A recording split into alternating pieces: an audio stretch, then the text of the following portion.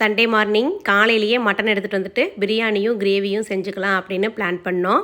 Mutton எடுத்துகிட்டு வந்தாவே எப்போவுமே அந்த மட்டன் வேக வச்ச தண்ணியில் சூப் வச்சுடுவேன். சூப் வச்சு எல்லாருமே குடிப்போம்.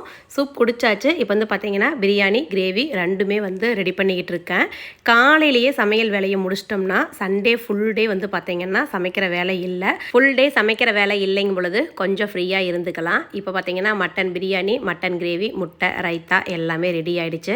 பாப்பா 2 பேரும் சாப்பிட்டு அந்த வெளியில் தொட்டி கட்டியிருக்கோம் பார்த்தீங்களா, அதில் குளிச்சுக்கிட்டு இருக்காங்க. வெயில் நல்லா அடிக்குது. ஒரு மணி நேரம் போல் அக்காவும் தங்கச்சியும் நல்லா ஜாலியாக குளியல் போட்டாங்க. சாப்பிட்டதுக்கப்புறம் நான் பெருசாக எந்த வேலையுமே செய்யலை, உட்காந்துக்கிட்டேன். சன்சி குளிச்சுட்டு வந்துட்டு கிச்சனை பார்த்துட்டு இது என்னங்கம்மா இப்படி கிடக்குது அப்படின்னு சொன்னால், எனக்கு சலுப்பாக இருக்குது சன்சி சமைச்சங்காட்டி அப்படின்னு. சரி விடுங்க நானே க்ளீன் பண்ணுறேன் அப்படின்னு சொல்லிட்டு சன்சியை பார்த்தீங்கன்னா கிச்சனை ஃபுல்லாக சூப்பராக க்ளீன் பண்ணி பாத்திரம் எல்லாமே கிளவிட்டா. அதுக்கப்புறம் எல்லாருமே படுத்து நல்ல ஒரு குட்டி தூக்கம் போட்டு எழுந்தாச்சு. சாயந்தரம் பார்த்தீங்கன்னா கிளைமேட் நல்லா இருந்தது. மழை வர்ற மாதிரி நல்லா காற்று அடிச்சுக்கிட்டு இருந்தது. பாப்பா 2 பேரும் சைக்கிள் ஓட்டுமான்னு கேட்டாங்க. சரி ஓட்டுங்க, நான் ரோட்டுக்கிட்டே நின்றுக்கிறேன், ரோட்டுக்கிட்ட ஓட்டக்கூடாதுன்னு சொன்னேன். சரி ஓகேன்ட்டு வீட்டுக்குள்ளேயே ஓட்டிக்கிட்டு இருந்தாங்க.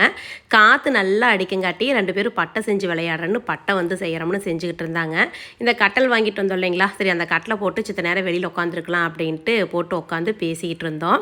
நைட் ஆனதையும் நாங்கள் எல்லோரும் தூங்க போயாச்சு. சன்சி சொன்னால், அம்மா அங்கே பாருங்கள் ஜாக்கு கட்டளை படுத்துருக்கான்னு மெதுவாக கதவை நிற்கிட்டு பார்த்தோம்.